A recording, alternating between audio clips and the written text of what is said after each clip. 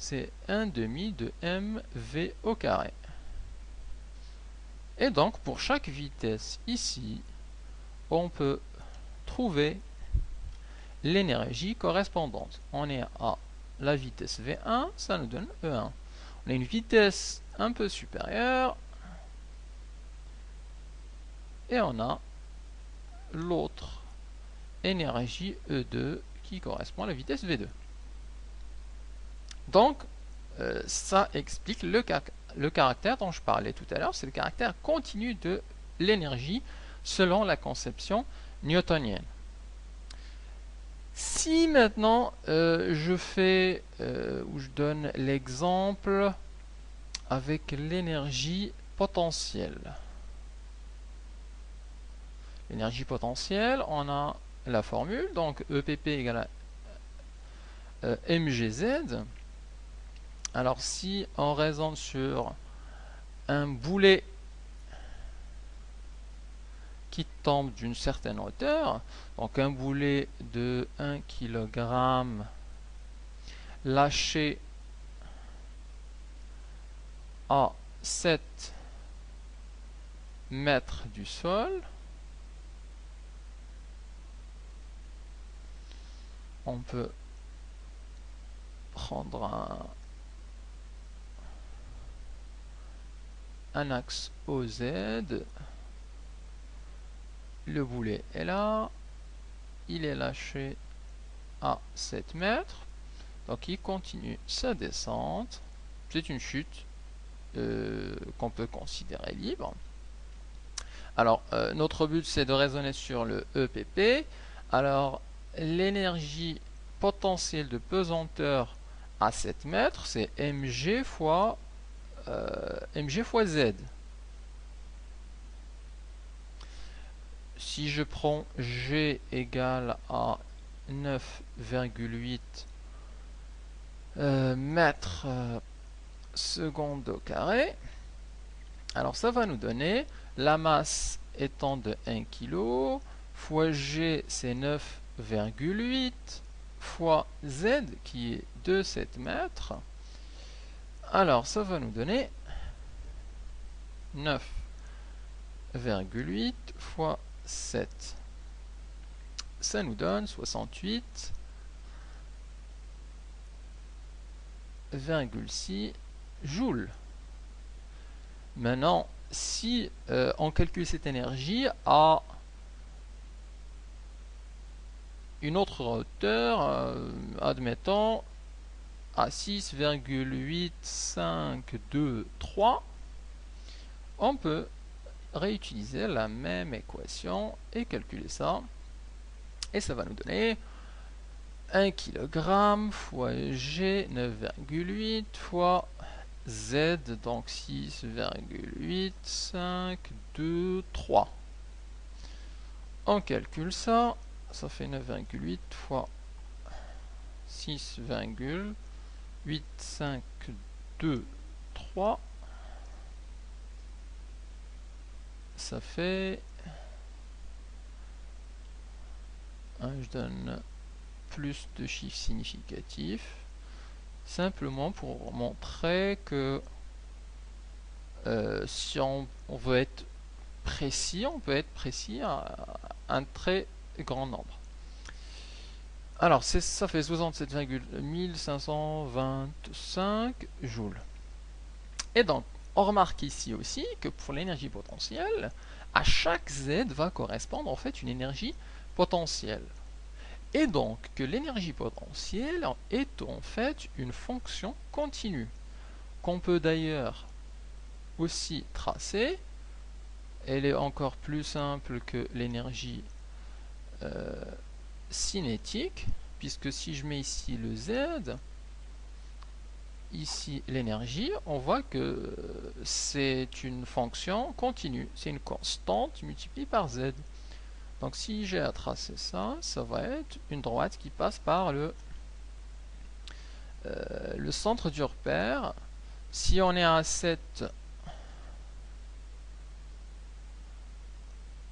mètres, ça va nous donner une certaine énergie si on est à un peu moins, on est à 4 mètres, ça va nous donner une seconde d'énergie. Et donc, à 4. Donc, encore une fois, on a une fonction d'énergie qui est continue, et qui est qu'on peut calculer à chaque valeur ou à chaque déplacement, à chaque position. Donc, CE est une fonction continue.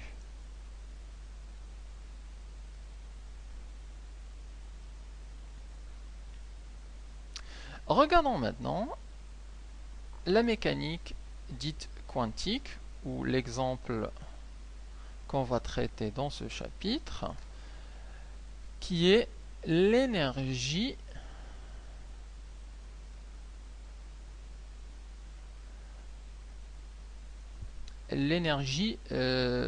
d'un atome. Alors, l'énergie d'un atome, M. Planck a montré que l'énergie est quantifiée. Il nous dit que l'énergie d'un atome est quantifiée.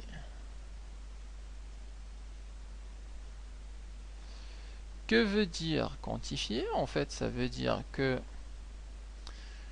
elle ne prend pas, l'énergie ne prend pas toutes les valeurs réelles.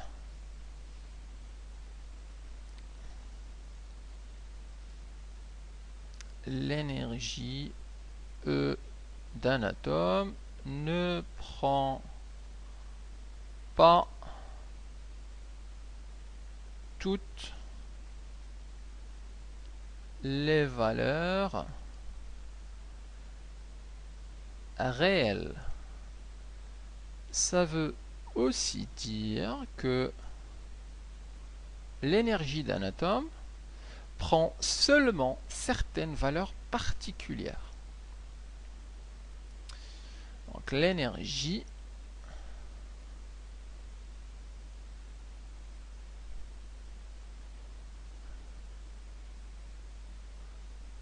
d'un atome prend seulement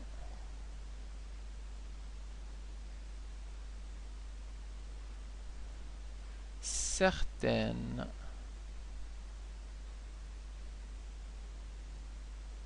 valeurs particulières.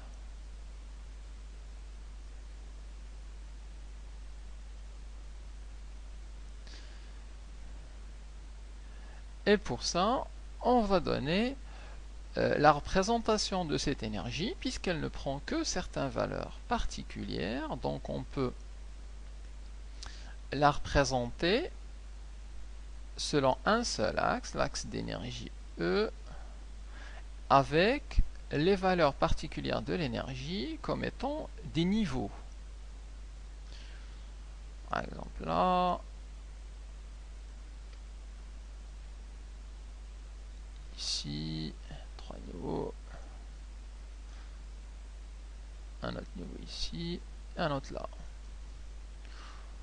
Ici on a l'énergie en joules, ou autre unité intéressante pour ce cours, l'électron-volt. On va appeler ça, par exemple là, l'énergie, c'est, je vais noter en rouge, c'est l'énergie E0. Ensuite, on a l'énergie E1, le niveau E2, le niveau E3, le niveau E4, etc. Et à chaque niveau correspond une valeur de l'énergie en joules. Donc, on voit que l'énergie d'un atome, en fait, elle ne peut pas être entre deux niveaux. Elle ne peut pas être entre E0 et E1. Elle peut être soit en E0, soit en E1, soit en E2, soit en E3, soit en E4. Et on dit que l'énergie, donc, est discrète et non pas continue. Alors, on nomme l'énergie E0, qui est l'énergie la plus faible d'un atome, comme étant le niveau ou l'état fondamental.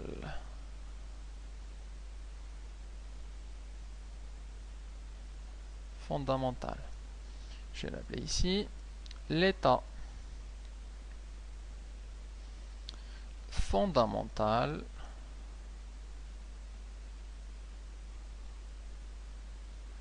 d'un atome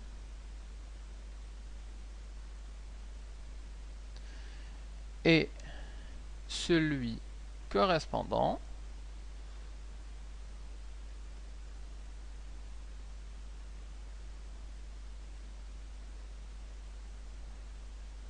à l'énergie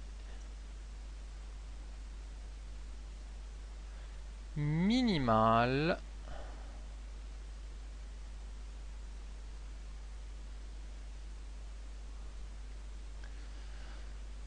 de l'atome.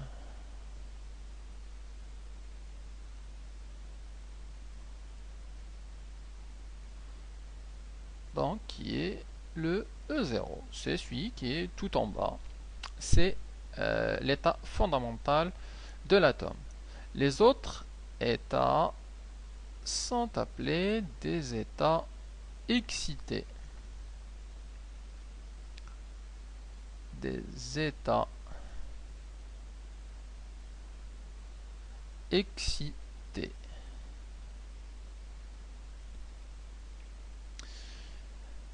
Je peux ici préciser que cet état fondamental, c'est aussi l'état le plus stable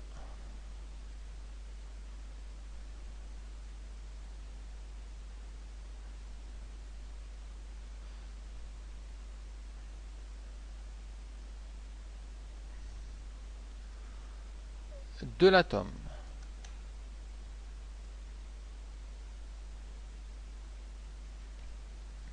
On parle parfois d'un autre état intéressant qui est l'état le plus haut. En général, il correspond, on l'appelle E infini,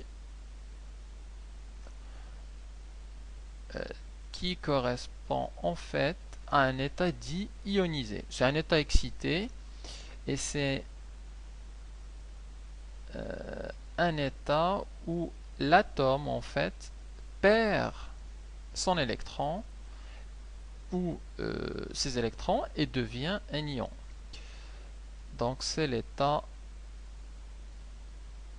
ionisé ou l'état ion.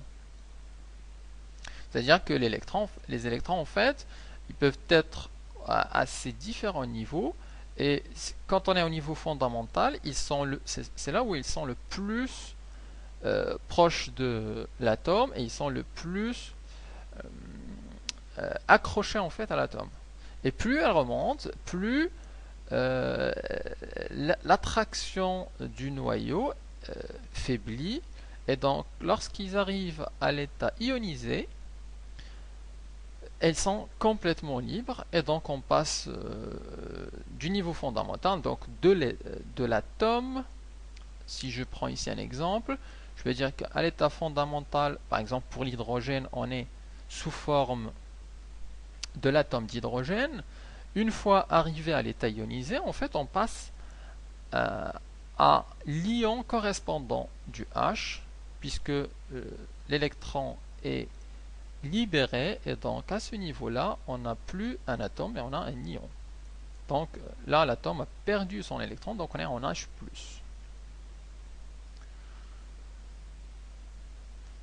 Alors, on peut dire, donc à partir de là, c'est aussi que l'état le plus stable, donc on a compris que c'était l'état le plus stable, et on peut dire que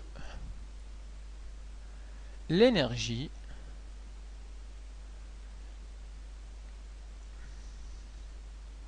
d'un atome est une fonction discrète, donc n'est pas continue,